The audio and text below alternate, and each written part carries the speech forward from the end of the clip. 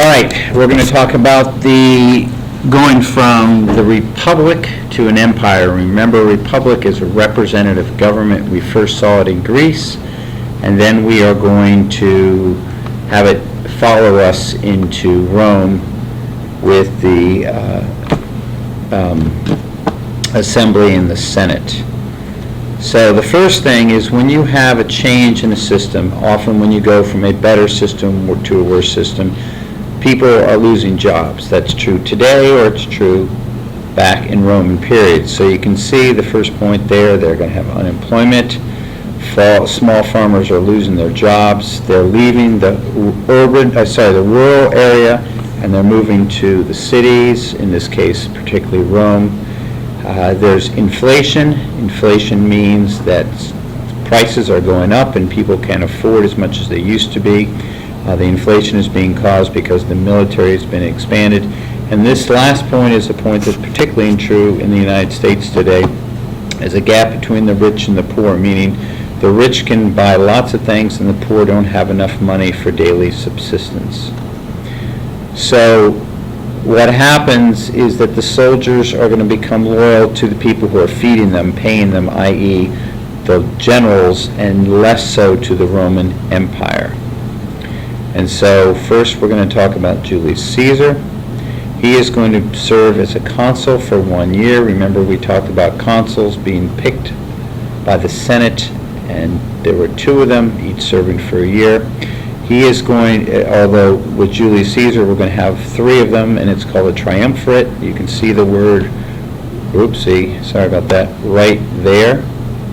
And you're going to have Julius Caesar, Pompey, and Crassus, and they are going to conquer Gaul, and you're going to see that in the next slide. Gaul is the Roman word for France, and then they're going to invade Great Britain. And so you can see Italy here is the boot. You can see France over here, right here, and then you're going to see Great Britain over there. And so you can see how the Roman Empire in red is going to expand, and that now into France, and here is the Mediterranean Sea, so it's pretty much engulfed in the Mediterranean Sea. And Julius Caesar is going to be very popular with the poor. He's going to order the Senate he's ordered by the Senate to leave his army and return to Rome. He refuses. He defeats Pompey in a civil war, and he then forces the Senate to elect him as a dictator for life. What does he do? He then starts what's called Keynesian economics, which is a government term you're going to learn, and that is that he starts building projects using government money.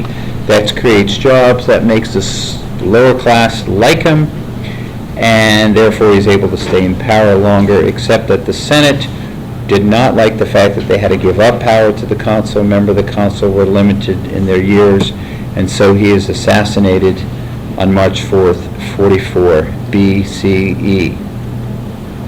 And there's a picture of that assassination with the weapons right there, and Julius Caesar on the ground. And there's another depiction of it. Okay, the second triumvirate is going to be takeover for Octavian, Mark Antony. You might be a little young to remember Mark Antony the singer, but similar name, except there's an H in his name, and the Roman has no H, Mark Antony, and Marcus Lepidus, and they're going to defeat the Senate assassins, and they're going to split the empire. And so Octavian changes his name to Augustus, declares war on Antony, and Octavian becomes the first emperor. To become an emperor, you need an empire. An empire implies that you have land. We saw that land in the map a couple screens before. And this is a kind of something called a horrible history. Just watch it for a second. You can get the idea of how many emperors they have. And apparently you can't, since it's been blocked. Okay. And that's the end.